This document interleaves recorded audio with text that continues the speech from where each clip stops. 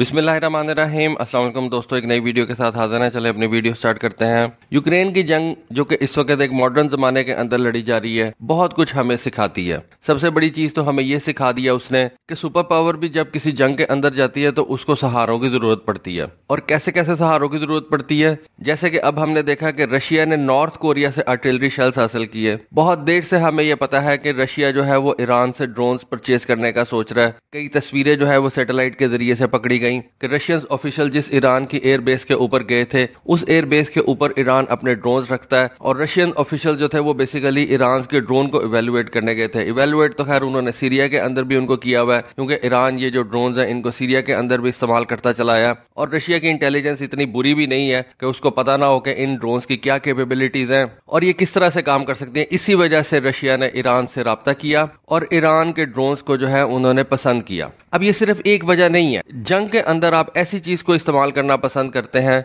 जो कि प्रूव हो चुकी भी हो। जैसे कि मैं आपको पहले से बताता चला आया हूं कि रफाल वो जहाज है जिसको कोई कंट्री जो है वो परचेज नहीं करती थी, लेकिन फिर फ्रांस को एक अपॉर्चुनिटी मिली लिबिया के अंदर। लिबिया के अंदर फ्रांस ने अपने रफाल तैयारों को भेजा।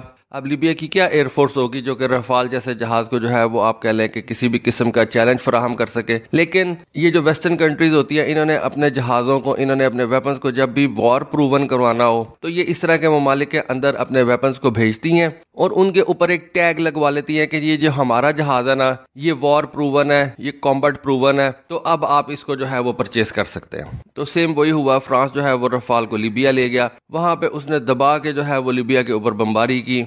रेजिस्टेंस तो उसको कोई मिली नहीं, लेकिन रफाल के ऊपर एक टैग लग गया कि ये कॉम्बैट प्रूवन जहाज है। मैं ये नहीं कहता कि ये कोई बुरा जहाज है या इन कंट्रीज ने इस जहाज को बगैर इवेलुएशन की जो है वो परचेज कर लिया। थॉरोली इवेलुएट किया गया रफाल को, खास तौर पे इंडिया के अंदर तो थॉरोली इवेलुएट किया गया, लेकिन फिर भी एक टैग लग जाता है, वो एक मेडल जो कहते हैं ना, एक साथ लग जाता है आपके सीने के ऊपर कि जी इस जहाज ने ये काम भी किया हुआ है। तो इसी तरह से रशियंस को ऐसे ड्रोन्स चाहिए थे जो कि प्रूवन हो, जो कि कॉम्बैट प्रूवन हो। और हमें यह भी पता है कि ईरान ने इन ड्रोन्स को हूती बागियों के जरिए से यूएई और सऊदी अरेबिया के अंदर हमलों के अंदर इस्तेमाल किया हुआ है। और वहां पे ये ड्रोन्स जो है, ये सुसाइड ड्रोन्स या दूसरे तीसरे जिस किस्म के भी ड्रोन्स हैं, वो वहां पे ये कामयाब रहे हैं।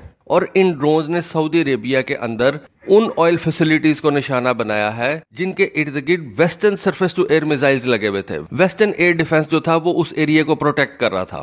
तो अगर ईरान के ये ड्रोन्स जो हैं ये western surface to air missile या आप कह लें कि वेस्टर्न एयर डिफेंस को पेनिट्रेट कर सकते हैं, तो यूक्रेन के एयर डिफेंस को पेनिट्रेट करना तो कोई इनके लिए मसला ही नहीं था। इस वजह से ये कहा जाता है कि रशिया ने सबसे पहले तो ईरान के शहीद 136 लॉइटरिंग मुनिशन ड्रोन्स हासिल किए। ये ड्रोन्स जो हैं उनके क्रूज मिसाइल के साथ मिलके रशियन आर्टिलरी फोर्सेस के साथ मिलके लॉन्ग रेंज स्ट्राइक्स कर सकते हैं। रशिया बेसिकली इन ड्रोन्स को एज ए सुसाइड ड्रोन्स इस्तेमाल कर रहा है। सस्ते ड्रोन्स हैं, ईरान से परचेज किए हुए हैं, बहुत ज्यादा महंगे नहीं हैं। आप इनके आगे बॉम्ब लगा के इनको छोड़ दें और इनके टारगेट के ऊपर जाके गिरा दें, टारगेट भी जाएगा, ये भी तबाह हो जाएंगे, दुश्मन का ज्यादा नुकसान हो जाएगा। ड्रोन की तो कोई इतनी कीमत भी नहीं है। इन ड्रोन्स को गिराना बहुत मुश्किल है। देखें, रशिया ने अपने Su-57 जहाजों को इस जंग के अंदर एक्सटेंसिवली इस्तेमाल नहीं किया। बेसिकली Su-57 एक स्टेल्थ जहाज है, 5th जनरेशन का जहाज है। आपने उनको स्पेशल मिशन के लिए इस्तेमाल किया, स्पेशल वेपन्स को डिलीवर करने के लिए इस्तेमाल किया। और मेरा ख्याल है कि रशियन एयरफोर्स जो है वो सबसे ज्यादा एक्सपोज हुई है इस यूक्रेन की जंग के अंदर, क्योंकि रशिया की एयरफोर्स उस तरह से यूक्रेन के ऊपर उसने जो है वो एयर डोमिनेंस नहीं हासिल की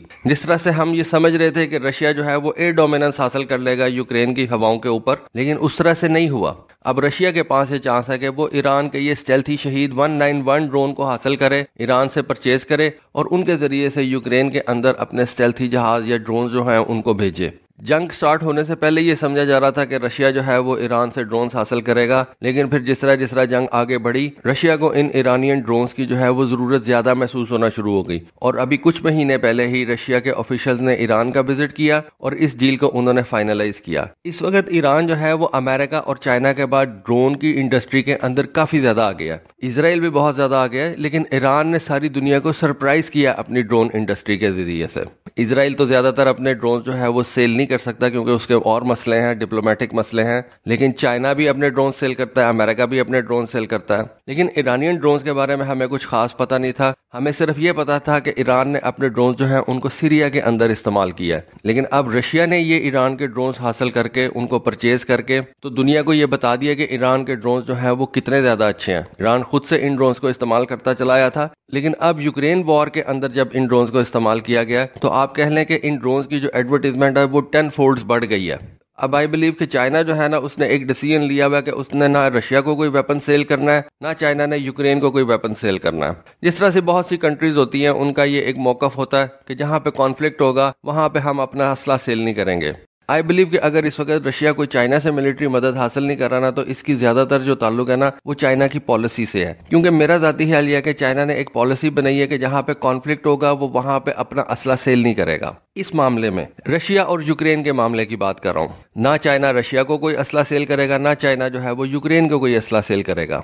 इस वजह से रशिया जो है वो चाइना से अभी तक कोई चीज उसने हासिल नहीं की। रशिया ने नॉर्थ कोरिया से आर्टिलरी शेल्स हासिल किए हैं और ईरान से ड्रोन्स हासिल किए हैं। दूसरा मसला जो इस वक्त रशिया को पेश आ सकता है इन ड्रोन्स को हासिल करने के बाद वो इन ड्रोन्स की पेमेंट है। उसके बारे में मैं आपको एक वीडियो बना के दे चुका हूं और ईरान के बेसिकली जो उनके एयरफोर्स के चीफ है उन्होंने ये बात की थी कि ईरान सोच रहा है कि वो रशिया से Su-35 जहाज परचेज कर ले।